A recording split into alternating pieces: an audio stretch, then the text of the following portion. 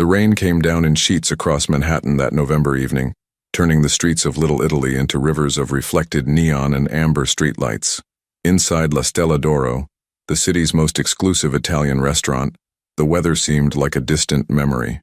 Warm golden light spilled from crystal chandeliers, casting a soft glow over white tablecloths and gleaming silverware. The air was thick with the aroma of fresh basil, slow-cooked marinara sauce, and expensive wine. Emma Rodriguez moved between the tables with practiced efficiency, her black server's apron tied neatly around her slim waist. At 24 years old, she had the kind of tired beauty that came from too many sleepless nights and too few moments of peace. Her dark hair was pulled back into a tight bun, a few rebellious curls escaping to frame her face. Dark circles shadowed her eyes, but she smiled warmly at each customer, her professional mask firmly in place. This was her second shift of the day. She'd worked the lunch rush at a diner in Brooklyn, rushed home to feed and hold her 8-month-old daughter Sophia for exactly 47 minutes, then caught the subway to Manhattan for the evening shift. Her feet ached in the required black heels and her arms still felt the phantom weight of her baby. But Emma couldn't afford to think about that now. The tips at La Stella d'Oro were too good to pass up, and the rent on her tiny Brooklyn apartment was due in 5 days. Table 7 needs more bread, Carlos, the head waiter, whispered as he passed her in the narrow corridor between the kitchen and dining room. He was a middle-aged man from the Dominican Republic, one of the few people at the restaurant who treated Emma like a human being, rather than just another struggling single mother desperate for work. "Got it," Emma replied, grabbing a basket of warm focaccia from the kitchen window. As she approached table 7, she noticed the couple there, clearly on a first date, judging by their nervous laughter and the way they kept reaching for their wine glasses. The woman wore a designer dress that probably cost more than Emma made in a month. The man had that polished Wall Street look, perfect hair, expensive watch, rehearsed charm. "Your bread," Emma said softly, placing the basket on the table. "Can I get you anything else?" "Actually," the man said, barely glancing at her, "this wine is corked. Bring us the 2015 Barolo instead." Emma knew for a fact the wine wasn't corked. She'd opened it herself 20 minutes ago, but she simply nodded. "Of course, sir. Right away." This was the dance. The wealthy customers who filled La Stella d'Oro every night rarely saw the servers as real people. Emma had learned to make herself invisible, to anticipate needs before they were spoken, to smile through casual rudeness and forgotten thank yous. It was survival. The restaurant was nearly full that Tuesday evening. Despite the rain, Manhattan's elite always found their way to La Stella d'Oro. There were business executives celebrating closed deals, older couples marking anniversaries, and groups of women in designer clothes sharing bottles of wine that cost more than Emma's weekly groceries. The low murmur of conversation mixed with the soft classical music playing through hidden speakers. Emma had just returned to the kitchen to get the new wine when she heard it, a shift in the restaurant's atmosphere so subtle that most people wouldn't have noticed. But Emma had developed a sixth sense for danger during her 3 months working here. The conversation didn't stop exactly, but it changed. Voices lowered. Laughter became more careful. She peered through the small window in the kitchen door and felt her stomach tighten. Vincent Calabrese had just walked in. Even if Emma hadn't heard the whispered stories from the other servers, she would have known immediately that this man was dangerous. He moved through the restaurant entrance with the kind of confidence that came from never having to fear anything or anyone. He was tall, maybe 6'2", with broad shoulders that filled out his impeccably tailored charcoal suit. His dark hair was swept back from a face that might have been handsome if it weren't so hard, all sharp angles and cold calculation. He looked to be in his mid-30s, and there was something in his eyes, a darkness, a weariness, that made Emma think of locked doors and buried secrets. 2 men flanked him, clearly bodyguards despite their expensive suits. One was massive, with a shaved head and hands like sledgehammers. The other was leaner, with quick eyes that scanned the restaurant constantly, cataloging exits and potential threats. But it was what Vincent Calabrese carried that made Emma's breath catch in her throat. A baby. The child couldn't have been more than 6 months old, wrapped in a blue blanket and held somewhat awkwardly in Vincent's arms. Even from a distance, Emma could see the tension in the man's jaw, the way he held the baby like it was a fragile explosive he didn't quite know how to defuse. Antonio Russo, the restaurant owner, materialized from somewhere in the back, his round face flushed with a mixture of fear and forced hospitality. Emma had never seen Antonio move so quickly.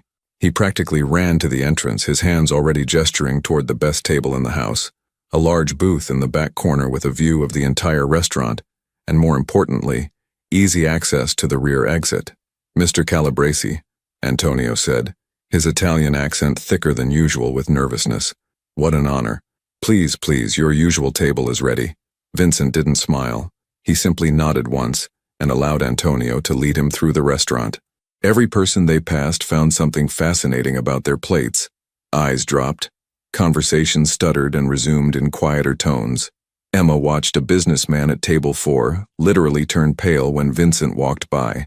The stories about Vincent Calabresi varied depending on who was telling them, but the core facts remained consistent. He was the head of one of New York's most powerful crime families. His territory stretched from the docks of Brooklyn to legitimate businesses in Manhattan. People who crossed him disappeared. People who worked for him got rich, or ended up in the East River. He was untouchable, protected by layers of lawyers, corrupt officials, and the kind of fear that made witnesses forget how to speak. But none of the stories had mentioned a baby. Emma retreated to the kitchen as Vincent and his guards settled into the corner booth. Her hands shook slightly as she uncorked the Barolo for table 7. Through the window, she could see Antonio personally attending to Vincent's table, his normally commanding presence reduced to nervous servility. "Did you see?" Maria, one of the other waitresses, whispered urgently. She was a young woman from Ecuador, barely 20, with wide eyes that held too much knowledge of the world's cruelty. "Vincent Calabresi is here. With a baby." "I saw," Emma murmured, trying to focus on pouring wine without spilling it. "They say his wife died," Carlos added quietly, appearing beside them. His face was grave. "Childbirth complications. 6 months ago. He's been raising the boy alone. Or trying to. Word is, he's gone through 5 nannies already." "Why?" Maria asked. Carlos shrugged. "Some quit because they're afraid. Some he fires because they can't handle the baby. That child cries constantly, they say. Colicky. Won't take a bottle from strangers." Emma felt something twist in her chest. A familiar, painful recognition. She knew about crying babies. She knew about the exhaustion, the desperation, the feeling of being completely alone while holding a screaming infant at 3 in the morning. She knew about the judgment from strangers who assumed you were doing something wrong, that you weren't trying hard enough, that you should somehow make your child stop crying through sheer force of will. "Emma, you're on section 3 tonight," Carlos said. "That's his area." Her eyes widened. "What? No. Can't someone else?" "Antonio specifically requested you," Carlos interrupted. "He said you're the most professional server we have, the one least likely to stare or gossip or do something stupid." Emma wanted to protest, to explain that she had enough problems without adding a Mafia boss to her list, but she knew it was pointless. She needed this job, needed the tips, needed to keep her head down and her daughter fed. "Okay," she whispered. She delivered the wine to table 7, checked on her other tables, and then, inevitably, had to approach the corner booth. Vincent Calabresi sat in the center of the curved booth, the baby in a carrier beside him. The bodyguards flanked the table at a respectful distance, close enough to intervene but far enough to give their boss privacy. The restaurant had placed a white privacy screen partially around the booth, both a courtesy and a statement. Everyone in La Stella d'Oro knew who sat back there. Everyone knew not to look too closely. Emma took a deep breath, smoothed her apron, and approached with a water pitcher and menus. "Good evening," she said, her voice steady despite her racing heart. "Welcome to La Stella d'Oro. Can I start you with something to drink?" Vincent looked up at her, and for a moment Emma forgot to breathe. His eyes were dark brown, almost black, and they held a depth of exhaustion she recognized too well. This was a man who hadn't slept properly in months. This was a man at the end of his rope, holding on only through sheer stubborn will. "Scotch," he said. His voice was rough, like gravel. "Neat. The Macallan 25. "Of course," Emma replied, setting down the water glasses. "And for—" She didn't finish the sentence because the baby started to cry. It began as a whimper, a soft sound of distress that might have been easy to soothe, but within seconds, it escalated into a full-throated wail that cut through the restaurant's carefully maintained atmosphere like a knife. The baby's tiny face scrunched up, turning red, and the cries came in desperate, gasping waves. Emma saw Vincent's jaw clench. His hands, which had been resting calmly on the table, curled into fists. He reached for the baby carrier, his movements oddly mechanical, and began to rock it gently. But his touch was too stiff, too uncertain. The baby only cried harder. Around the restaurant, the reaction was immediate and uncomfortable. Conversations halted mid-sentence. Silverware stopped clinking. Every eye in the room wanted to look, but no one dared. The tension was suffocating. A collective held breath, waiting to see what would happen when one of the city's most dangerous men couldn't control his own child. "It's fine," Vincent muttered, more to himself than to Emma. "He'll stop. He just needs—" But the baby didn't stop. If anything, the cries intensified, becoming more frantic, more desperate. Emma could hear the exhaustion in those cries, the hunger, the discomfort. She'd heard those exact sounds from Sophia countless times. Vincent pulled the baby from the carrier, holding him against his chest with arms that didn't quite know where to go.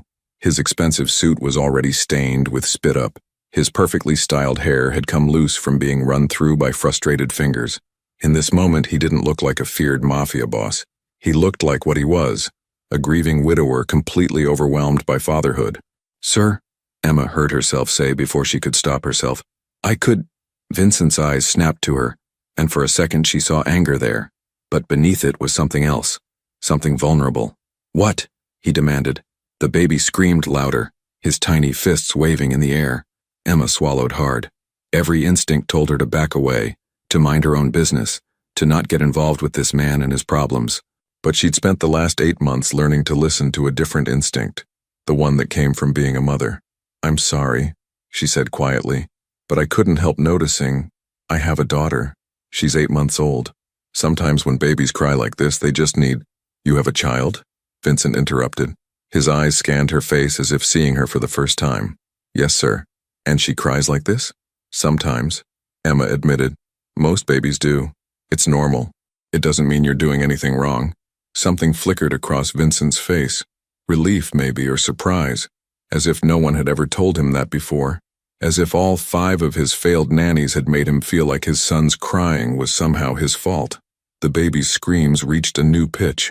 Several customers were now openly staring, unable to help themselves despite their fear. Antonio hovered nearby, wringing his hands, clearly torn between wanting to help his most dangerous customer and having absolutely no idea how to comfort an infant. Vincent stood abruptly, nearly knocking over his water glass. He paced a few steps with the baby, bouncing him awkwardly. Nothing worked. The cries continued, echoing off the restaurant's high ceilings, turning the elegant space into a showcase of his helplessness. Emma watched him, and despite everything, despite knowing who he was, what he did, the danger he represented, she felt her heart break a little. She knew this desperation. She'd lived it. The feeling of being completely alone, of failing the one person who needed you most, of crying yourself while your baby cried, both of you too exhausted to know what to do next.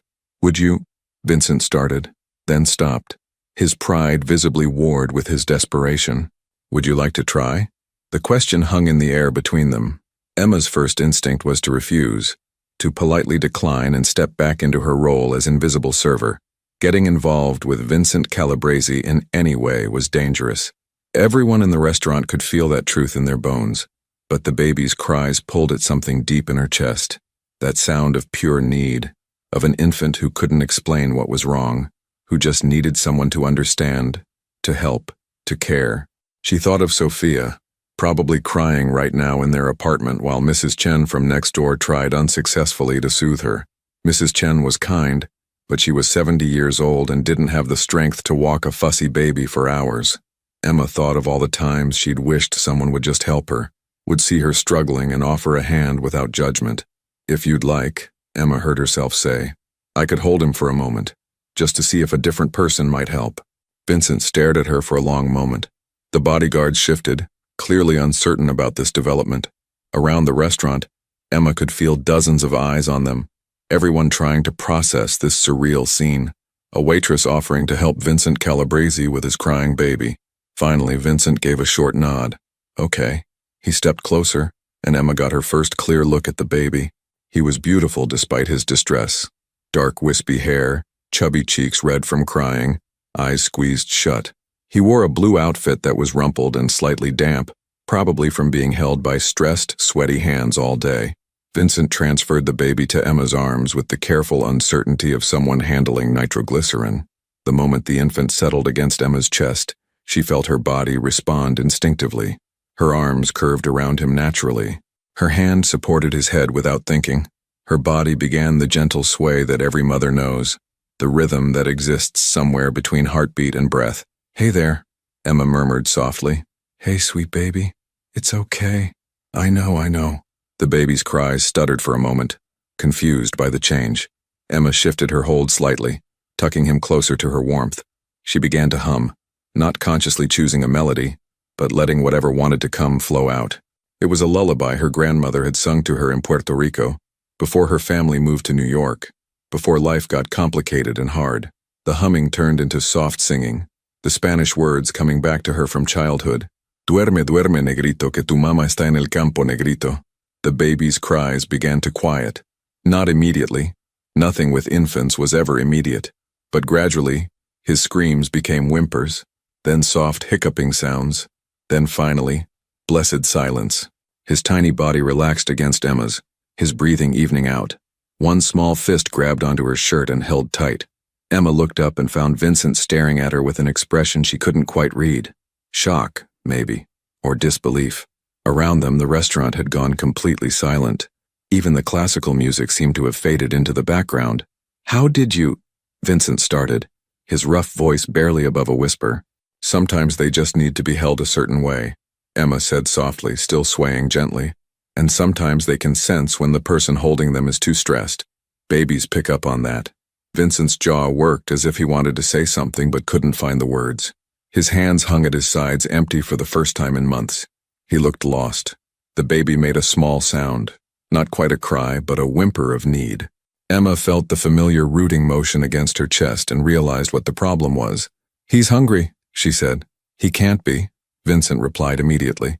"The nanny, before she quit this morning, she fed him 2 hours ago. He shouldn't be hungry yet." Emma bit back a sigh. This was such a common misconception. Babies this age sometimes eat every 2 hours, especially if they're growth spurting, and when they're upset, they often want to nurse more frequently for comfort. "I have bottles," Vincent said, gesturing to an expensive diaper bag on the booth seat. The nanny prepared them, but when he pulled out a bottle and tried to offer it to the baby, the infant turned his head away, refusing, beginning to whimper again. Emma recognized that response too. Some babies would only take a bottle from specific people, or in specific circumstances. When they were upset, many refused anything but the comfort of nursing. Emma felt her own body responding to the baby's distress, felt the familiar sensation of her milk letting down. She'd nursed Sophia before coming to work, but her body didn't follow a strict schedule. It responded to need. She looked at Vincent, at this dangerous man who somehow seemed more vulnerable than threatening in this moment, and made a decision that would change everything. "Mr. Calabrese," she said quietly, "I'm still nursing my daughter. If you'd allow it, I could feed him. It might help." The words hung in the air. Vincent's eyes widened slightly. Around them, Emma could feel the shock rippling through the restaurant. This wasn't just unusual. This was unprecedented, intimate, the kind of thing that didn't happen between strangers, especially not in a public place, and especially not between a waitress and a man like Vincent Calabrese. "You would do that?" Vincent asked, his voice strange. "Babies need to eat," Emma said simply, "and he's clearly hungry. I don't mind. I mean, if you're comfortable with it." Vincent looked at his son, at the baby's scrunched-up face and the whimpering sounds that threatened to become screams again. Emma could see the calculation happening behind his eyes, the weighing of options, the desperate need for a solution. "Okay," he said finally, "but not here, in public." "Of course," Emma agreed. She looked toward Antonio, who still hovered nearby, his face pale. "Is there a private room?" Yes, Antonio stammered. "The wine cellar office, in the back. I'll show you." But Vincent shook his head. "I'll take her." He turned to his bodyguards. "Marco, Tony, wait here. No one comes back there. Understood?" The bodyguards nodded, their faces carefully neutral, though Emma caught a flicker of something. Surprise, maybe respect, in the bigger one's eyes. Vincent gestured for Emma to follow him, and she did, carrying his son through the restaurant. Every eye followed them. The whispers would start the moment they left the room, Emma knew. The speculation, the rumors, the wild stories about what was happening. But in that moment, with a hungry baby in her arms, Emma found she didn't care. The walk to the back office felt like miles. Vincent moved ahead of her, his broad shoulders cutting a path through the narrow hallway behind the kitchen. Staff members pressed themselves against walls to let him pass. He pushed open a heavy wooden door at the end of the corridor, revealing a small cluttered office that smelled of wine and old paper. There was a worn leather couch against one wall. Vincent gestured to it. "Thank you," Emma said softly, settling onto the couch with the baby. Vincent stood awkwardly by the door, clearly uncertain whether to stay or go. The baby was already rooting against Emma's chest, his whimpers becoming more insistent. "You can stay if you want," Emma said. "He's your son." "But I need to."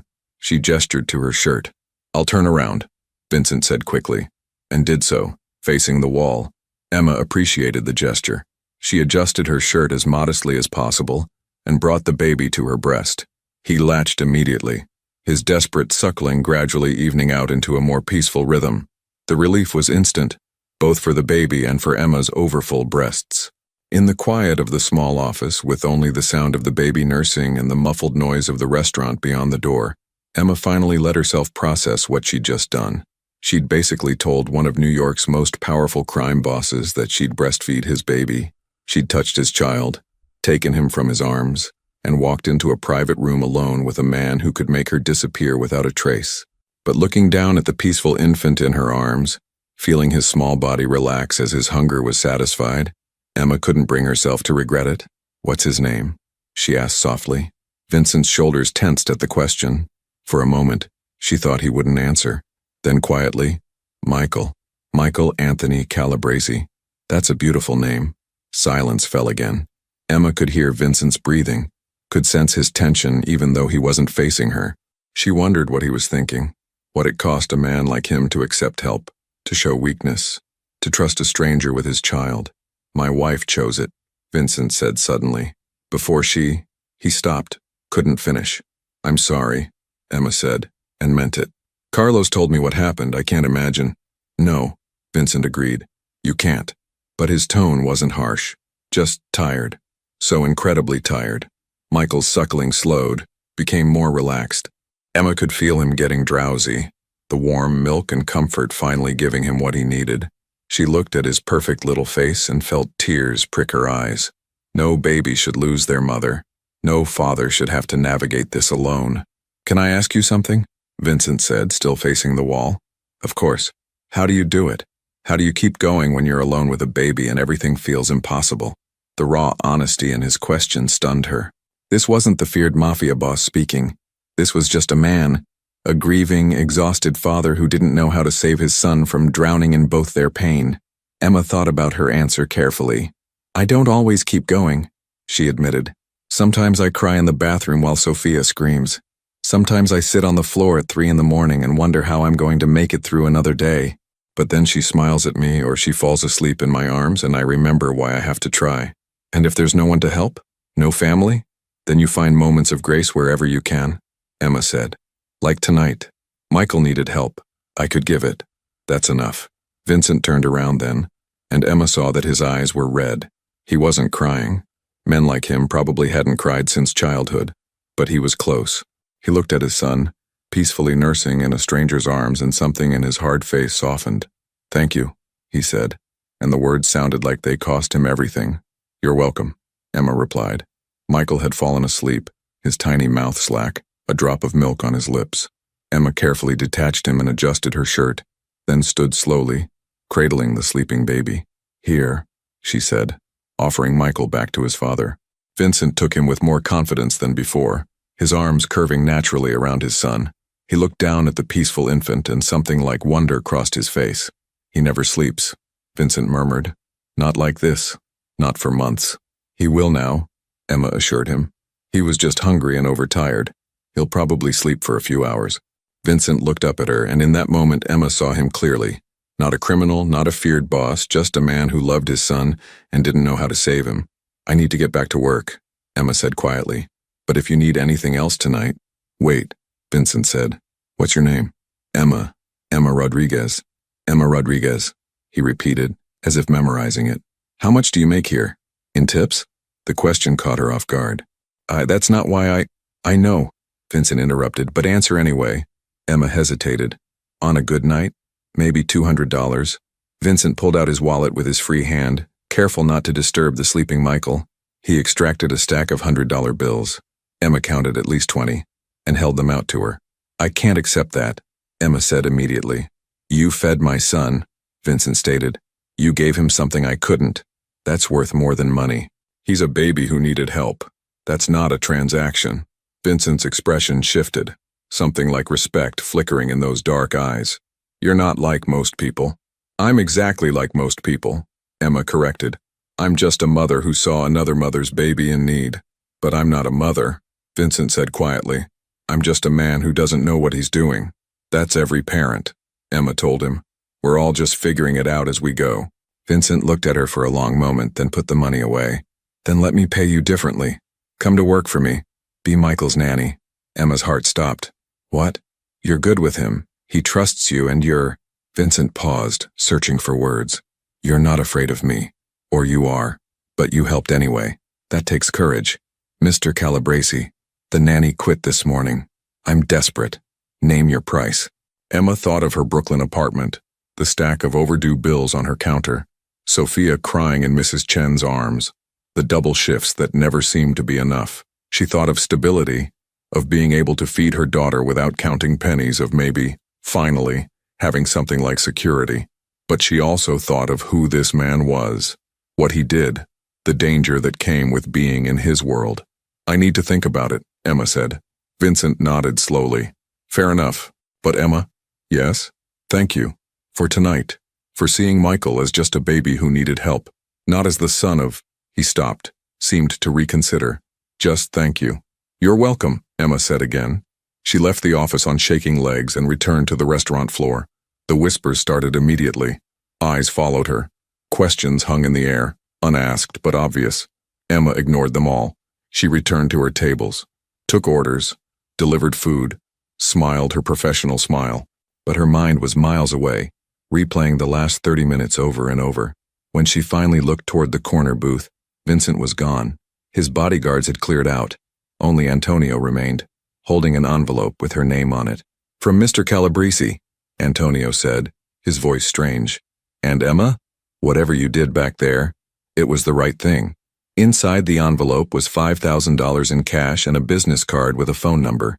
On the back, written in surprisingly elegant handwriting, were 3 words. When you're ready. Emma's hands shook as she tucked the envelope into her apron. She had no idea if she'd call that number. She had no idea what the right choice was. All she knew was that her life had just changed in ways she couldn't begin to understand. Outside, the rain continued to fall on Manhattan, washing the streets clean, while inside La Stella d'Oro, a young waitress finished her shift and tried to pretend that nothing extraordinary had happened. But everyone in that restaurant knew better. The question now was, what would happen next? Emma didn't sleep that night. She lay in her narrow bed in the studio apartment in Sunset Park, Brooklyn, staring at the water-stained ceiling while Sophia slept peacefully in her crib 3 feet away. The envelope from Vincent Calabresi sat on her nightstand, its presence somehow larger than its physical dimensions. $5,000. More money than Emma had seen in one place since before Sophia was born. More money than 3 months of rent, groceries, diapers, and formula combined. The business card lay next to it, that phone number written in black ink seeming to glow in the darkness. Outside, the sounds of Brooklyn filtered through the thin walls. Sirens in the distance, someone arguing in Spanish 2 floors up, the rumble of the B train passing on the elevated tracks a block away. This was Emma's world. Cramped, loud, uncertain, but hers. Safe in its familiarity, if nothing else. She'd been 22 when she met Derek. He'd seemed charming at first, full of promises about the future they'd build together. But charm had dissolved into criticism, criticism into control, and control into something darker. When Emma discovered she was pregnant, Derek's mask had slipped completely. The man she thought she knew disappeared, replaced by someone cold and cruel who told her she'd be raising the baby alone. He'd left before Sophia was even born, leaving Emma with medical bills, an apartment she could barely afford, and a determination to never, ever depend on a man again. So why was she even considering Vincent Calabresi's offer? Emma rolled onto her side, watching Sophia's chest rise and fall in the soft glow of the nightlight. Her daughter was beautiful. Perfect dark curls, golden brown skin, tiny fingers that grabbed onto Emma's pinky with surprising strength. Sophia deserved better than this apartment, better than a mother who worked herself to exhaustion and still couldn't make ends meet, better than wearing secondhand clothes and eating the cheapest formula because the good stuff was too expensive. But did Sophia deserve a mother who worked for a man like Vincent Calabrese? Emma's phone buzzed on the nightstand. A text from Carlos. "Girl, the whole restaurant is talking about what happened tonight. Are you okay?" She typed back, "I'm fine, just tired." 3 dots appeared. Then, "Be careful. Men like that, they're dangerous even when they're being nice, especially then." Emma knew Carlos was right. She'd grown up in New York, heard the stories, understood how the world worked. Vincent Calabrese wasn't offering her a job out of kindness.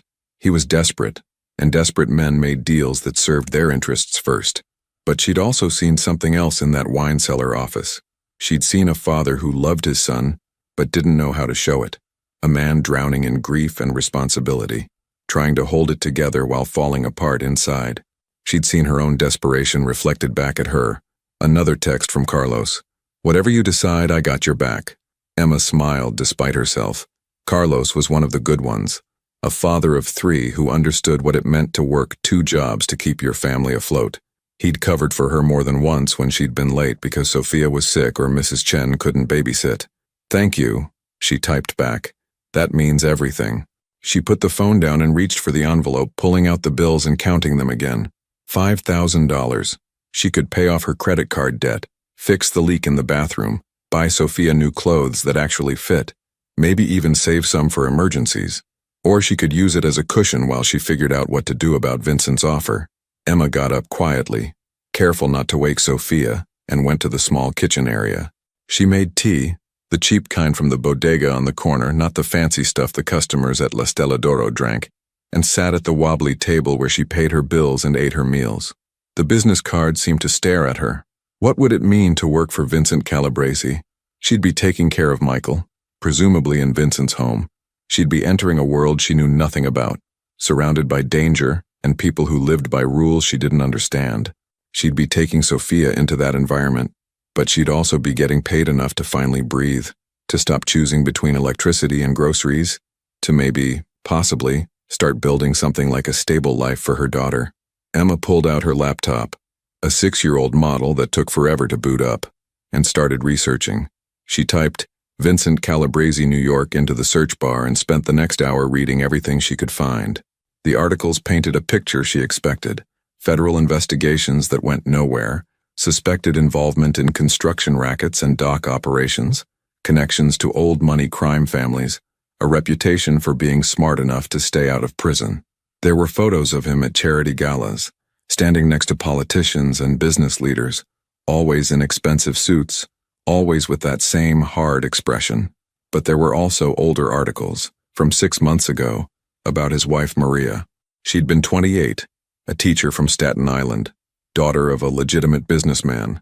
The articles described her death in childbirth as a tragedy, mentioned Vincent's devastation, speculated about how it would affect his operations. None of them mentioned what it must have been like for him to become a single father in the midst of losing his wife. Emma found herself looking at a photo from their wedding, Vincent in a tuxedo, Maria in white, both of them younger and smiling. He looked different there, less hardened, almost happy. Maria was beautiful, with long dark hair and a bright smile that reached her eyes. What would Maria want for her son? Would she want Michael raised by a succession of frightened nannies who quit after a few weeks?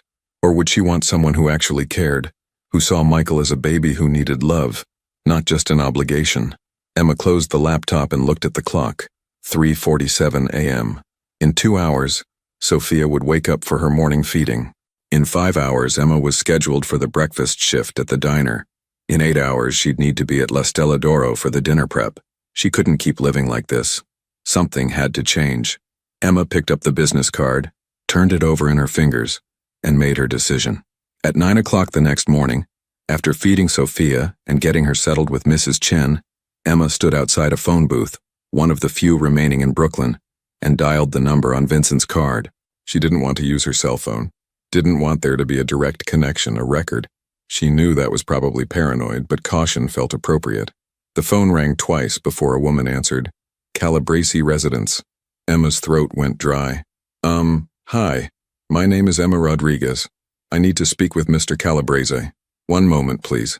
There was a click, then silence, then another click, and then Vincent's voice. Emma. He sounded surprised. Maybe he hadn't expected her to call. Mr. Calabrese, I've been thinking about your offer. And? Emma took a deep breath. I have conditions. There was a pause. Go on. I need to bring my daughter with me.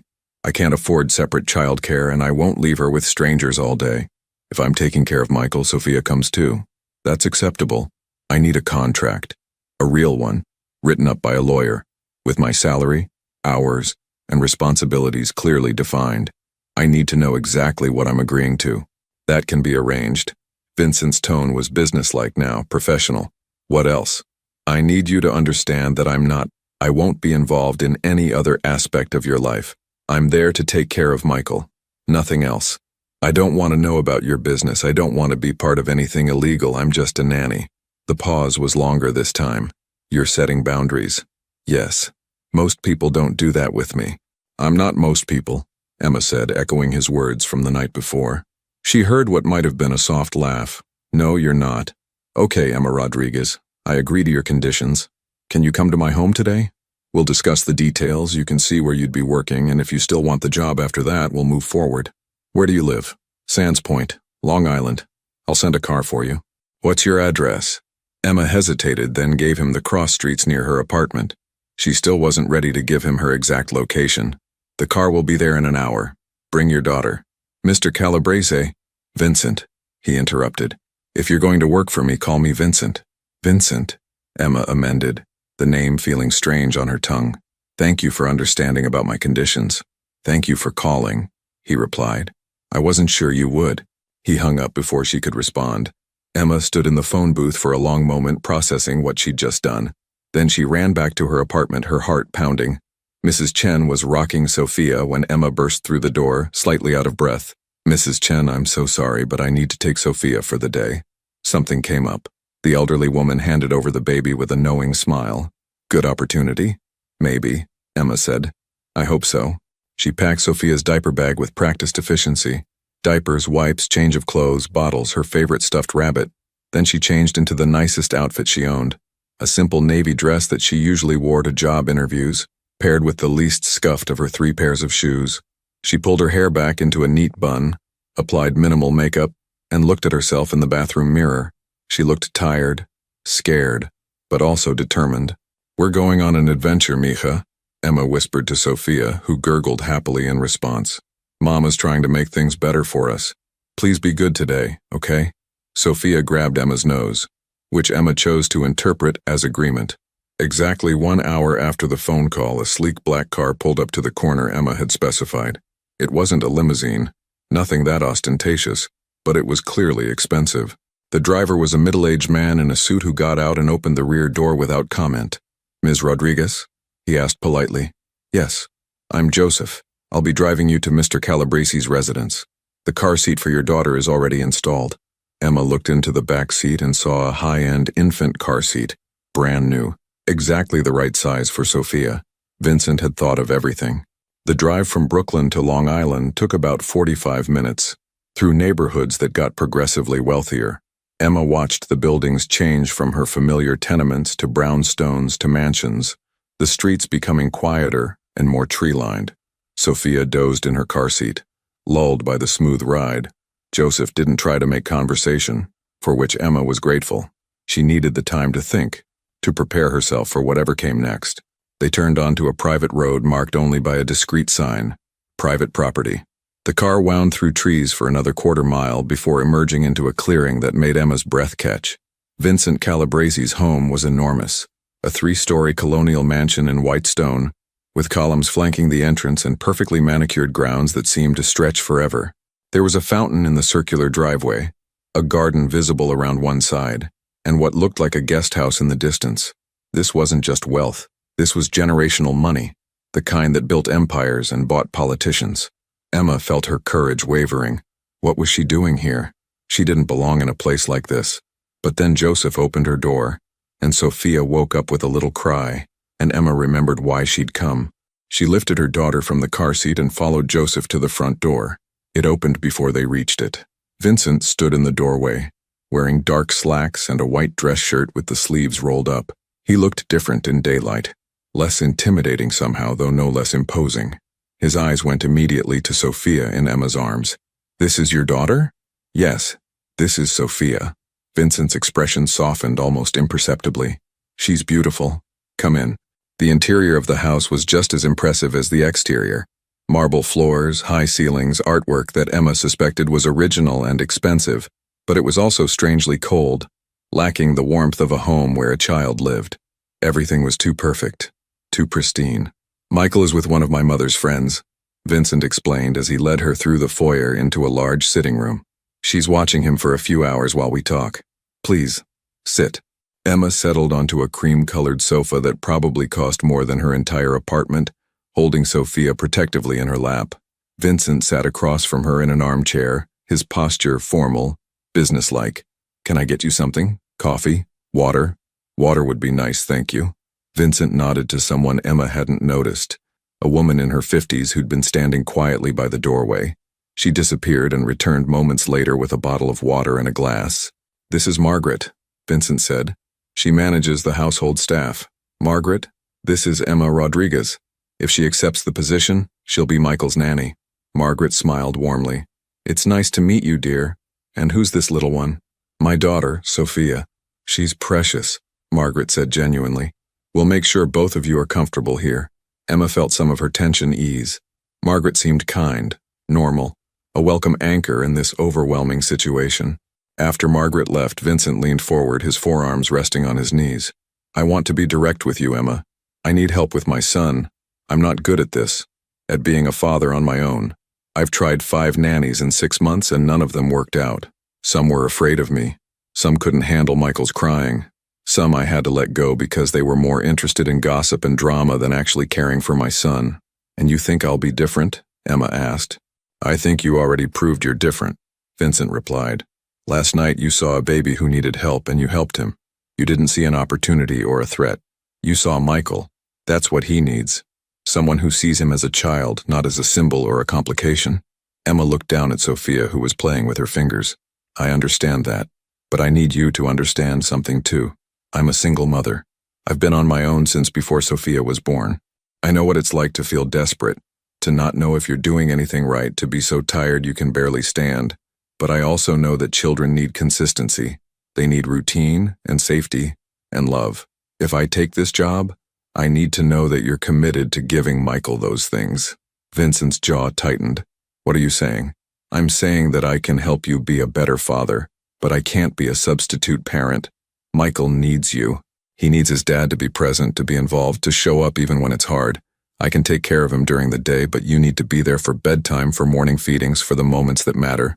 Otherwise, what's the point?" The room fell silent. Emma watched emotions flicker across Vincent's face. Surprise, defensiveness, and finally, something that looked like shame. "You're right," he said quietly. "I've been hiding, throwing money and nannies at the problem because I didn't know what else to do. Because every time I look at Michael, I see Maria and He stopped, his voice catching. "I couldn't save her. I couldn't do anything but watch her slip away. And now I have this son who needs me, and I'm terrified I'll fail him too." Emma's heart twisted. This was the truth beneath everything. Not a mob boss's arrogance, but a grieving husband's fear. "You won't fail him," Emma said gently. "Not if you try. And it's okay to be scared. Every parent is scared sometimes, but Michael needs you to be scared and show up anyway." Vincent looked at her with an expression she couldn't quite read. "How did you get so wise?" "I'm not wise," Emma replied. "I'm just a mother who's had to figure things out alone. I know what it costs to be present even when you're breaking inside. But I also know that children are worth it." They sat in silence for a moment, the weight of shared understanding settling between them. "Let me show you the rest of the house," Vincent said finally. "The nursery, where you'd work. Then you can meet Michael again and decide if you want to do this." Emma stood, adjusting Sophia on her hip, and followed Vincent through the mansion. He showed her the kitchen, a massive space with professional-grade appliances and enough counter space to feed an army.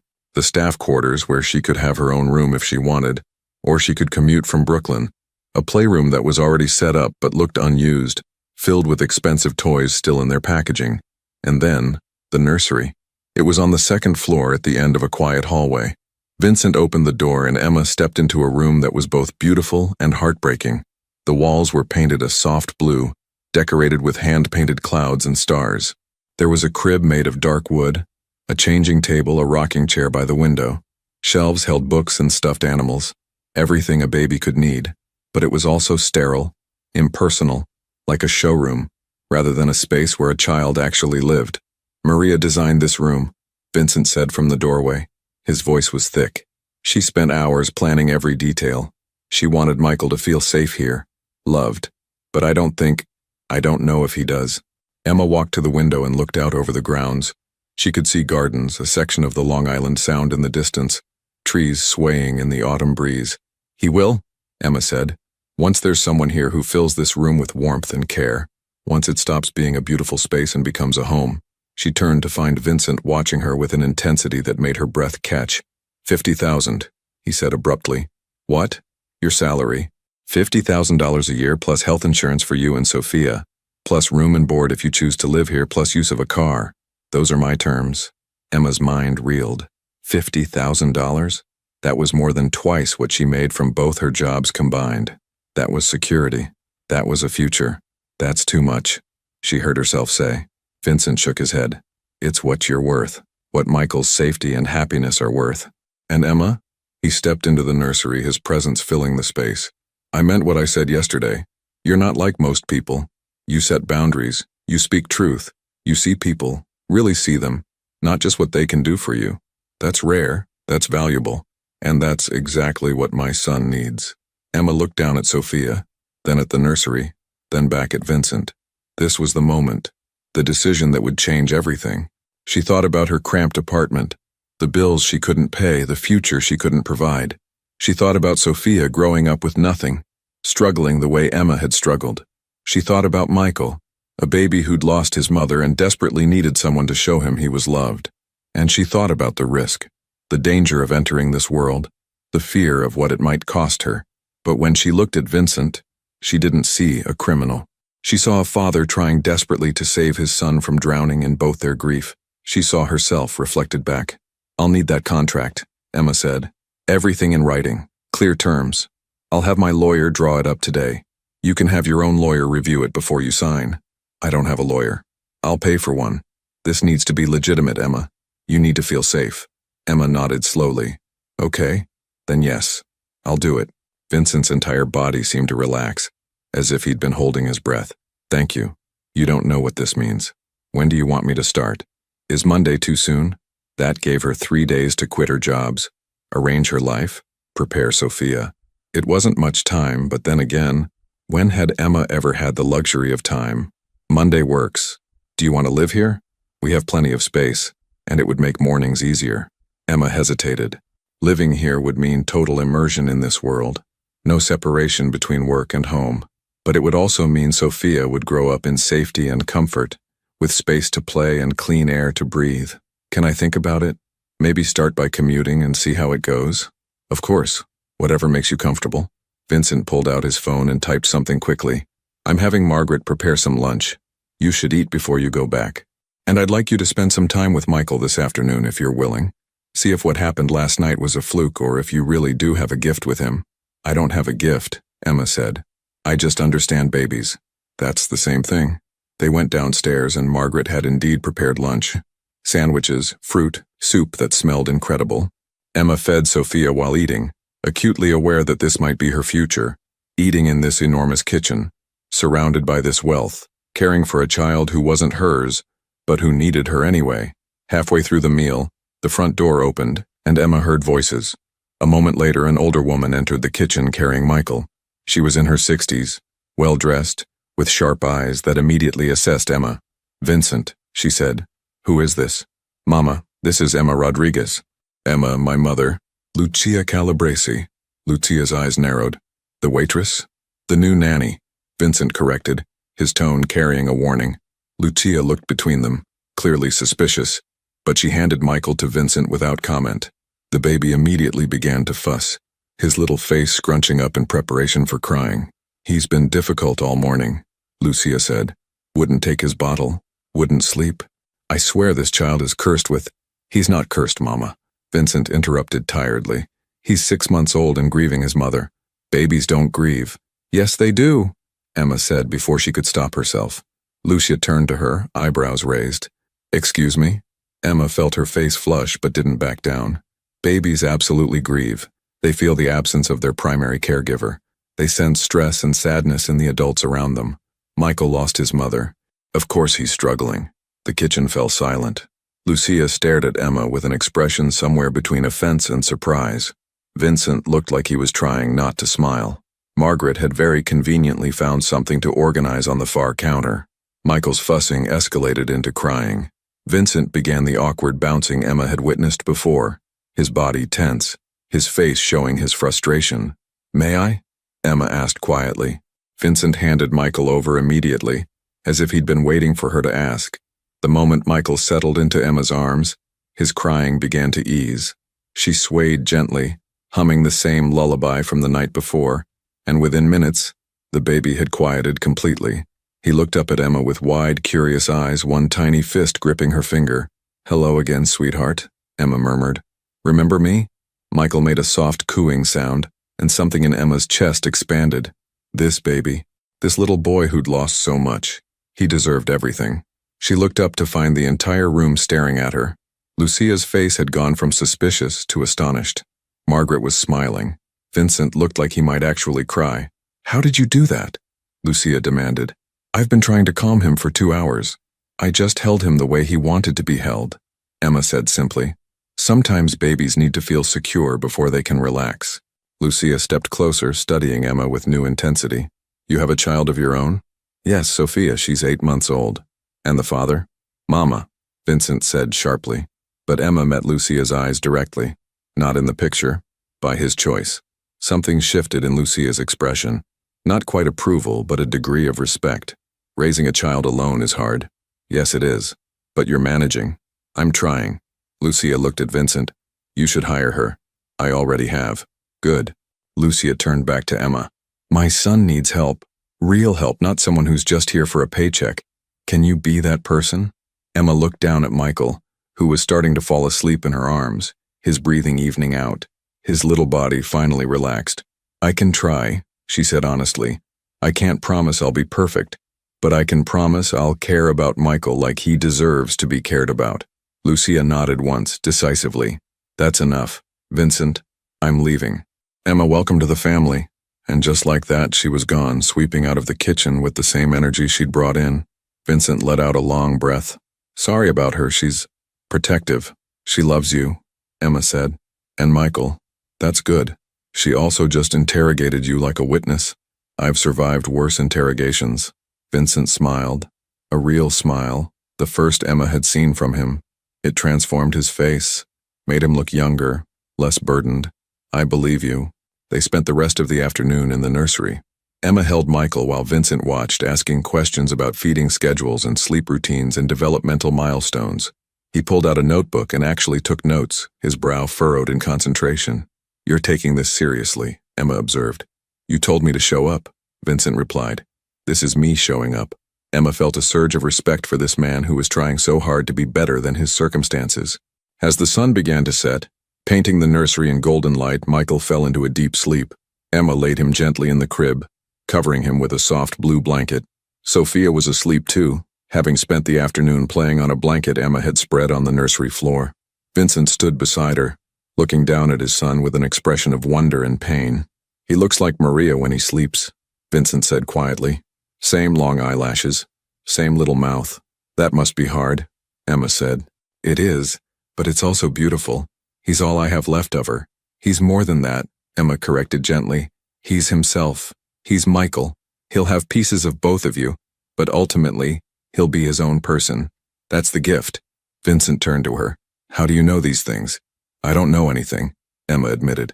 I'm just trying to figure it out like everyone else. But I do know that children aren't meant to carry our grief. They're meant to carry hope. Hope, Vincent repeated like the word was foreign to him. Yes, hope for something better, something new. They stood there in the quiet nursery as the sun set outside, two parents trying to give their children better lives than they'd had. trying to be enough even when they felt like they were failing. Monday, Vincent said finally. You'll come Monday? I'll be here. Vincent walked her to the car where Joseph was waiting to drive her and Sophia back to Brooklyn. Before Emma got in, Vincent hesitated, then spoke. Emma, thank you for seeing past who I'm supposed to be and seeing who I'm trying to become. Emma looked at this powerful, dangerous, broken man who was doing his best to be a good father, and she felt something shift inside her. Not romance, this wasn't that kind of story, but recognition, connection, the understanding that sometimes people surprise you. You're welcome, Vincent. See you Monday. The drive back to Brooklyn felt longer than the drive out. Emma held Sophia and watched the city lights appear as they left the suburbs behind. She thought about what she'd just agreed to, the life she was stepping into, the risk she was taking. But she also thought about Michael's peaceful sleep, Vincent's genuine gratitude, and the chance to finally provide real stability for Sophia. When they reached her corner and Emma climbed the 3 flights to her apartment, she was exhausted but more hopeful than she'd been in months. She had 3 days to prepare for her new life, 3 days to quit her jobs, pack what she needed, and ready herself for whatever came next. As she laid Sophia in her crib and sat down at her wobbly kitchen table, Emma looked at the business card one more time, then tucked it away in a drawer. Monday. Her life would change on Monday. And for the first time in a very long time, Emma went to bed feeling like maybe, just maybe, everything was going to be okay. Monday morning arrived with the kind of gray autumn rain that made Brooklyn look even more tired than usual. Emma stood in her apartment at 5:30 in the morning, surrounded by packed bags and second thoughts. She'd spent the weekend in a whirlwind of activity, giving notice at both her jobs. Her manager at the diner had been understanding. The owner of La Stella d'Oro had seemed almost relieved, packing clothes and essentials for herself and Sophia, and lying awake at night wondering if she was making a terrible mistake. Carlos had taken her out for coffee on Sunday afternoon, his weathered face creased with concern. You sure about this, mija? He'd asked, stirring sugar into his café con leche. Once you're in that world, it's hard to get out. I'm not in that world, Emma had insisted. I'm just taking care of a baby whose father is Vincent Calabresi. Carlos had leaned forward, his voice low. I've lived in this city my whole life. I know how things work. Men like that, they seem charming when they want something from you. But there's always a price. He's paying me $50,000 a year, Carlos, with health insurance. That's not a favor. That's a legitimate job. Is it? Carlos had searched her face. Or is it something else? Emma had looked down at her coffee, unable to answer, because the truth was, she didn't know. All she knew was that Michael needed help. Sophia needed security, and this was the only path she could see forward. Now standing in her apartment with Sophia babbling happily in her playpen, Emma checked her phone. Joseph would arrive in 15 minutes to drive them to Long Island. This was it, the point of no return. Emma picked up Sophia and held her close, breathing in that sweet baby smell that always calmed her nerves. We're going to be okay, mija, she whispered. Mama's going to make sure of it. Sophia grabbed a handful of Emma's hair and pulled, which Emma chose to interpret as encouragement. The drive to Sands Point felt different this time. Emma wasn't just visiting, she was arriving, starting a job that would reshape her entire life. She watched Brooklyn give way to Queens to Nassau County, the buildings getting smaller and the spaces between them larger. Joseph, as always, drove in professional silence, but when they pulled up to the mansion's circular driveway, he turned to look at her with kind eyes. Ms. Rodriguez, if I may offer some advice. Please, Emma said. Mr. Calabresi is a complicated man, but he's also a good father trying to be better. Judge him by how he treats his son, not by what you've heard about how he runs his business. And don't let anyone, including him, make you feel like you're less than you are. You belong here, as much as anyone. Emma felt tears prick her eyes. Thank you, Joseph. You're welcome. Now let me help you with those bags. Margaret met them at the door, her warm smile a welcome sight. She'd clearly been watching for their arrival. Emma, dear, welcome. And this must be Sophia. She reached out to gently touch the baby's hand. What a sweetheart.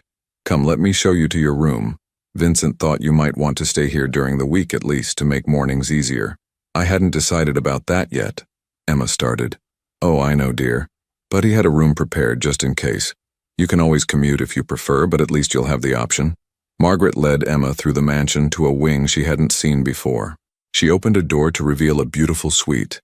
A bedroom with a queen-sized bed, a sitting area with a couch and television, a private bathroom with a deep tub, and, most importantly, a smaller adjoining room that had been converted into a perfect nursery for Sophia. There was a crib identical to Michael's, a changing table, shelves stocked with diapers and supplies, even a rocking chair positioned by the window overlooking the gardens. Vincent had this all done over the weekend, Margaret explained. He wanted Sophia to be comfortable too. Emma walked through the rooms in a daze. The suite was bigger than her entire Brooklyn apartment. The bathroom alone was the size of her kitchen. Everything was clean, new, beautiful. "This is too much," Emma murmured. "Nonsense," Margaret said firmly. "You're caring for his son. That's worth everything to him. Now, Michael is in the nursery with Vincent. They're both waiting for you." Emma found them on the second floor.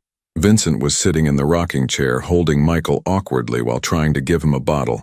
The baby was fussing, turning his head away, refusing to eat.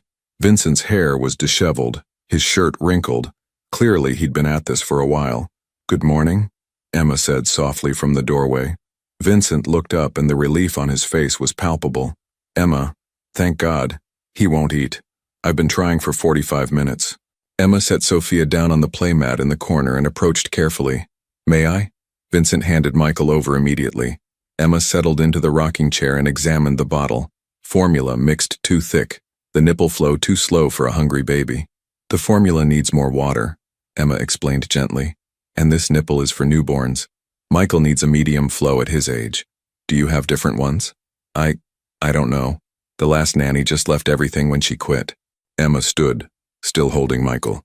"Come on, let's go to the kitchen and fix this together." Vincent followed her downstairs, and Emma walked him through proper formula preparation, the right ratio of powder to water, how to test the temperature, which nipples to use at different ages. Vincent listened intently, taking mental notes, asking questions. "How do you know all this?" he asked. "Trial and error," Emma replied honestly, "and a lot of late-night internet research when Sophia wouldn't eat. Every baby is different, but there are some basics that apply to most." She handed him the newly prepared bottle. "You try. He needs to get used to taking bottles from you." Vincent took the bottle nervously. Emma guided his arm into the right position, showed him how to angle it to prevent air bubbles, how to hold Michael so he felt secure. This time, Michael latched on and began to drink. Vincent's face lit up with wonder. He's eating, Emma confirmed. "See? You can do this. Only because you showed me how. That's what I'm here for. To help you learn, not to do everything for you." They stood together in the kitchen, the morning sun streaming through the windows while Michael contentedly finished his bottle. When he was done, Emma showed Vincent how to burp him properly, how to recognize the signs that he was full versus just taking a break. "There's so much I don't know," Vincent said quietly. "Maria knew all of this instinctively. She read every baby book, took every class. I thought I'd have time to learn from her, but then..." He stopped, unable to finish. "You're learning now," Emma said gently. "That's what matters." The rest of that first day established a rhythm. Emma took primary care of Michael, but she constantly involved Vincent, explaining what she was doing and why. She showed him how to change diapers efficiently, how to give a bath without terrifying the baby, how to read Michael's different cries to understand what he needed. Vincent absorbed everything like a man dying of thirst. He took actual notes in a leather-bound notebook, asked questions without ego, admitted when he didn't understand something. Emma realized that beneath the hardened exterior was someone who genuinely wanted to be a good father.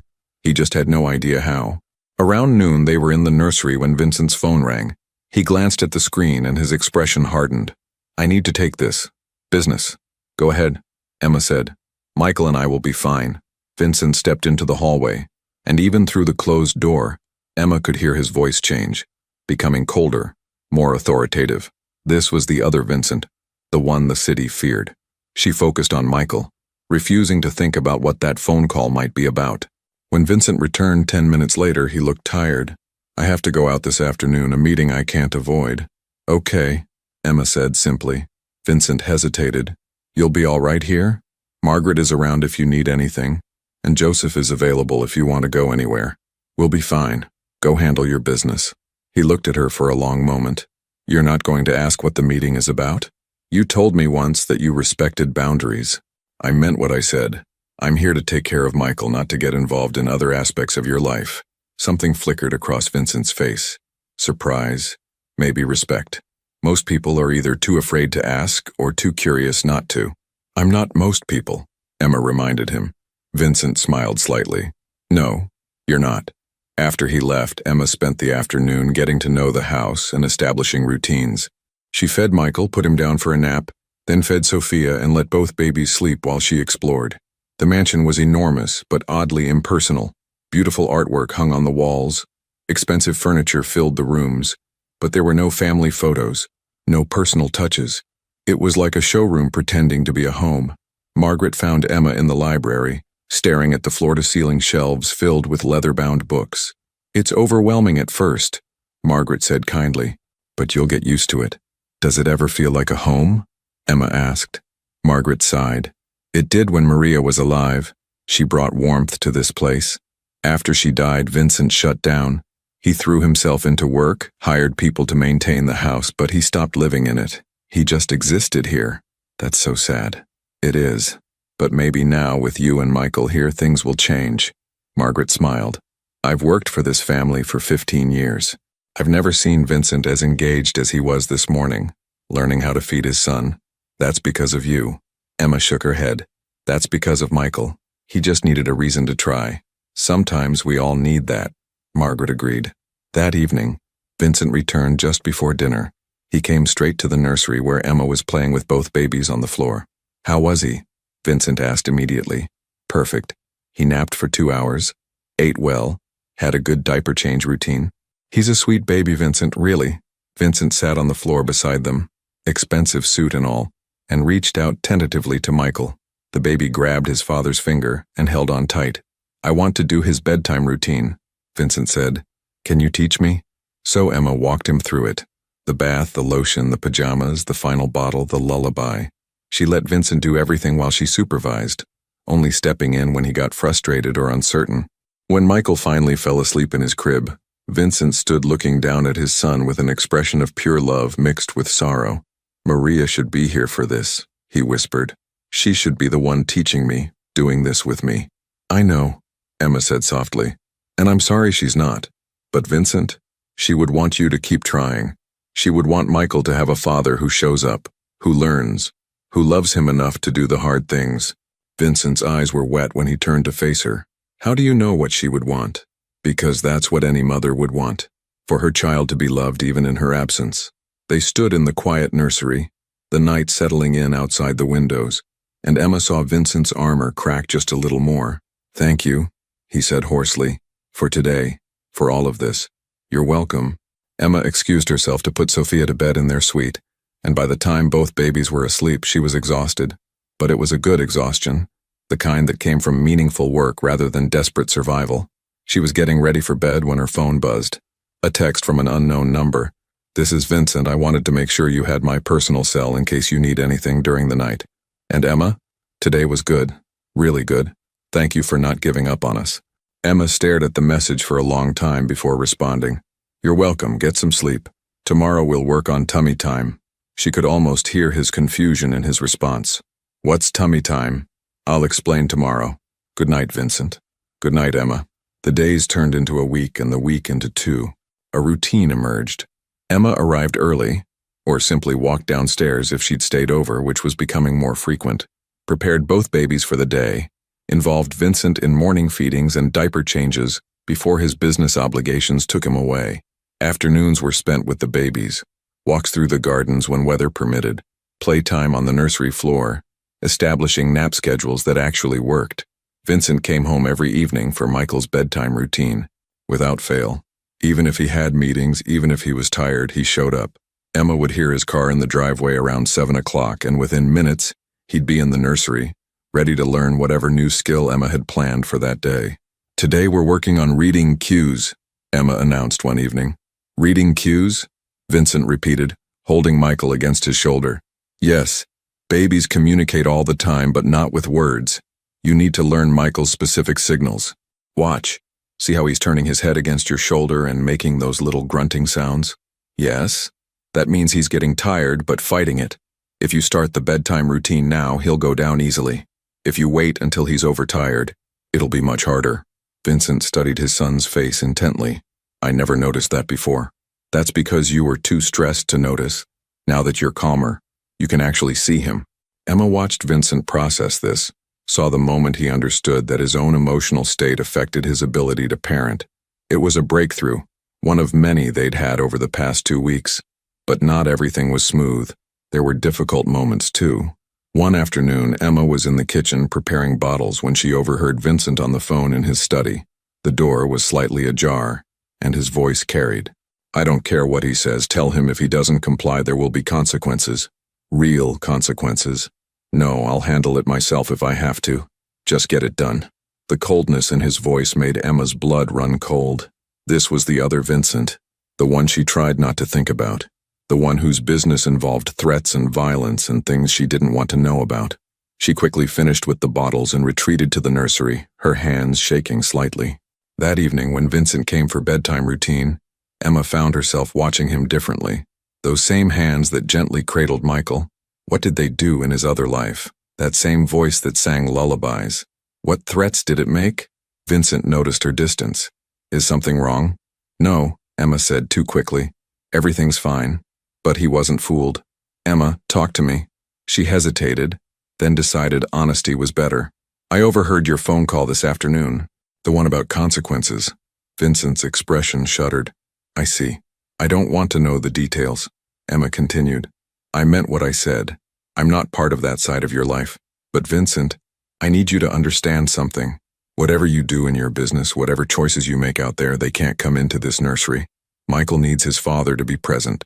Not distracted by violence or threats or whatever else. You think I don't know that? Vincent's voice was tight. You think I want my son anywhere near my business? Then keep it separate. Completely separate. Because I won't expose Sophia to danger. If this job ever puts her at risk, I'm gone. They stared at each other, the tension thick between them. Finally, Vincent nodded. You're right. And I promise you, my business and my family are separate. Always have been. The meeting I had, the phone call you heard, it was about legitimate construction contracts, not anything illegal. But I understand why it sounded threatening. That's the language of my world, even when the dealings are legal. Are they? Legal? Vincent met her eyes directly. My construction company is completely legitimate. I have contracts with the city, with developers. Everything above board. But yes, Emma, I have other interests that aren't legal. I won't lie to you about that. But those interests never come home. This house, Michael, they're protected. Sacred. Emma wanted to believe him. Needed to believe him because the alternative was walking away from this job, this security, this chance to help Michael. Okay, she said finally. But if that ever changes, if I ever feel like Sophia is in danger, you leave immediately, and I'll make sure you're taken care of. Vincent interrupted. That's a promise. They finished the bedtime routine in silence, but it was a thoughtful silence rather than an angry one. Emma realized they'd just crossed another threshold, acknowledging the complicated reality of their situation, while choosing to move forward anyway. Later that night, unable to sleep, Emma found herself in the library. She was curled up in an armchair, reading one of the parenting books from the shelf when Vincent appeared in the doorway. Can't sleep either, he asked. Sophia had a bottle an hour ago. My brain won't turn off. Vincent came in and sat in the chair across from her. He looked tired, vulnerable in a way he rarely showed. Can I tell you about Maria? He asked suddenly. Emma closed her book. If you want to. I met her at a charity event. She was there with her father. He owned a restaurant supply business, completely legitimate. She had no idea who I was, what I did. She just saw this guy in a suit who made her laugh. Vincent's expression softened with the memory. She was so full of life, so good. I didn't deserve her, but somehow she chose me anyway. And she knew what you did? Eventually? Yes, I told her after we'd been dating for 3 months. I thought she'd run. Instead, she said she saw who I was trying to become, not just who I'd been. She believed I could be better. And were you? Better? Vincent was quiet for a long moment. I tried. She made me want to be legitimate, to leave the family business. I started the construction company for her, started building something legal, but it's not easy to walk away from that world. People have expectations, obligations. Is that why you're still involved? Partially, but also because I'm good at it, because it's what I know. Because leaving completely would create a power vacuum that could endanger everyone I care about. He looked at her directly. I know that's not a good answer, it's not noble or admirable, but it's honest. Emma appreciated the honesty, even as it complicated her feelings. What would Maria want you to do? She'd want me out completely. She'd want Michael raised in a normal home away from all of this. Vincent gestured around the mansion. She'd want him to have what we couldn't have. A father who came home at 5 o'clock, who coached Little League, who never had to look over his shoulder. You could give him that, Emma said quietly. It wouldn't be easy, but you could choose to step away. Could I? Vincent's laugh was bitter. You don't just leave my family, Emma. It's not like quitting a regular job. But you're the boss. Doesn't that give you power to make changes? It gives me the power to get killed trying. The blunt honesty of that statement hung in the air between them. I'm sorry, Emma said. I didn't mean to judge. I don't understand your world. No, you're right to push. Maria would have said the same thing. She always believed I could be more than this. Vincent ran a hand through his hair. Maybe I still can. Maybe having Michael, having you here reminding me what matters. Maybe it's not too late. They sat in comfortable silence for a while. The library dark except for a single lamp. The rest of the mansion quiet around them. Can I ask you something? Vincent said eventually. Sure. Sophia's father. Do you ever regret that he's not in the picture? Emma considered the question carefully. I regret that Sophia doesn't have a father who wants to know her. I regret that she'll grow up with questions I can't fully answer. But do I regret that Derek specifically isn't in our lives? No. He was cruel, controlling. He made me feel small. Sophia deserves better than that. And honestly, so do I. What was he like? Before he showed his true colors? Charming, attentive. He said all the right things. But looking back, I can see the red flags I ignored. The way he needed to know where I was all the time. How he'd get angry if I spent time with friends. Small controlling behaviors that escalated once I got pregnant. Did he hurt you? Vincent's voice was dangerously quiet. Not physically, but emotionally? Yes. He made me feel like I was crazy for wanting basic respect. Like I was asking too much by expecting him to be a partner. Emma looked down at her hands. When I told him I was pregnant, he said it was my problem to deal with. Just walked away like Sophia didn't matter at all. He's a coward. He's a lot of things. But he's also Sophia's biological father, and someday she'll ask about him. I'm trying to figure out what to tell her that's honest but not bitter. You'll know when the time comes, Vincent said. You seem to have good instincts about these things. Emma smiled. I'm just making it up as I go along like everyone else. They talked until nearly midnight. About parenting fears, about loss, about trying to build better lives for their children despite their own brokenness. Emma learned that Vincent had lost his own father at 15, that he'd been forced into the family business before he was ready, that he'd never planned to become who he'd become. And Vincent learned about Emma's childhood in Puerto Rico, her family's move to New York when she was 10, her mother's death from cancer when Emma was 19, her estrangement from her father who'd remarried and started a new family. We're both orphans in a way, Vincent observed. I suppose we are. Maybe that's why we understand each other. We both know what it's like to be alone. Emma nodded. And we both know what it's like to love someone so much you'd do anything to protect them. Vincent's eyes were intense in the lamplight. Michael is lucky to have you, Emma. Luckier than he knows. I'm lucky to have this job. This chance to give Sophia a better life. It's more than a job, Vincent said quietly. You've become part of our family, whether you intended to or not. The words settled over Emma like a warm blanket, comforting and slightly terrifying at the same time. 3 weeks into the job, Emma made her decision. She would live at the mansion during the week and return to her Brooklyn apartment on weekends. It was the compromise that felt right, giving Sophia stability and safety while maintaining some independence.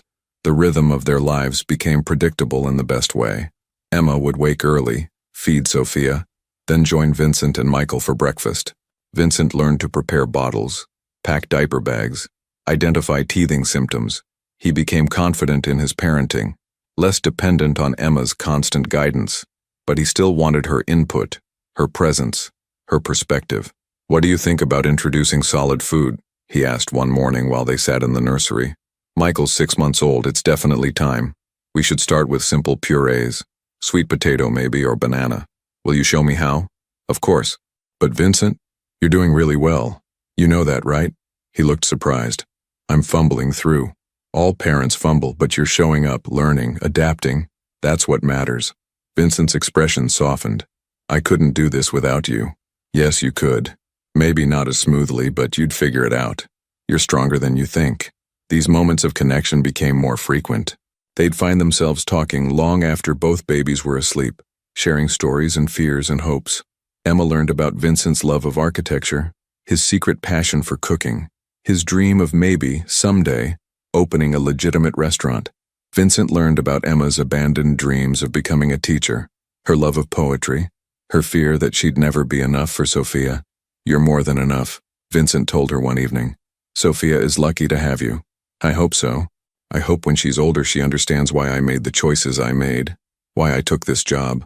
She'll understand. Because you did it for her. Because you're giving her opportunities you never had. Emma felt tears prick her eyes. Thank you for saying that. I mean it. Vincent hesitated, then continued. Emma, I need to tell you something. My lawyer finished drawing up your contract. It's ready for you to review. Oh, okay. But I added something. A provision that guarantees your salary for 2 years even if something happens to me. I've also set up a trust for Sophia's education, full college tuition, paid in advance. Emma's breath caught. Vincent, you can't. That's too much. It's not enough. You've given me my son back. You've taught me how to be a father. That's worth everything. I was just doing my job. No, Vincent said firmly. You were doing what you do best, seeing people who need help and helping them. Don't diminish that. Emma didn't know what to say. The enormity of Vincent's gesture overwhelmed her. Why? She finally managed. Why would you do this? Vincent looked at her with an expression she couldn't quite read. Because you matter, Emma. You and Sophia both.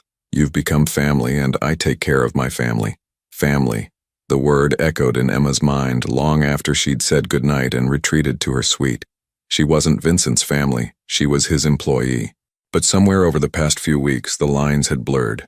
She cared about Michael like he was her own. She cared about Vincent's growth as a father. She cared about this complicated, broken man who was trying so hard to be better. And that terrified her. Because caring meant being vulnerable. It meant opening herself up to potential hurt. It meant risking the stability she'd worked so hard to build. But as Emma checked on sleeping Sophia, as she thought about Michael peaceful in his nursery down the hall, as she remembered the look on Vincent's face when he'd talked about protecting his family, she realized it was too late. She already cared. She was already invested.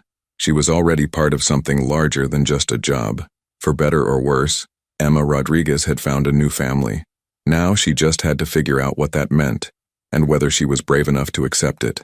6 months passed like a dream Emma was afraid to wake from. Michael was now 1 year old, thriving under the care of 2 parents who loved him. Vincent had transformed, no longer the distant, grieving widower, but an engaged father who knew his son's favorite songs, could soothe his tears, and never missed bedtime. Emma watched from the garden as Vincent pushed Michael on the swing, both of them laughing. Sophia played nearby in the grass, her own giggles mixing with theirs. You did this, Margaret said, appearing beside Emma. You gave them back to each other. They did it themselves, Emma replied. I just showed them the way. That evening, Vincent found Emma in the library. I'm stepping back from the business, he announced. Legitimately, completely. It'll take time, but I'm done with that life. Emma's heart soared. Really, really. Because of you. Because you showed me what matters. They stood together, 2 broken people who'd found healing in helping each other. Thank you, Emma, for everything. Thank you for trusting me, she whispered. Outside, the Long Island sunset painted the sky gold. Inside, 2 families, now 1, began their new chapter together. Hope, love, home.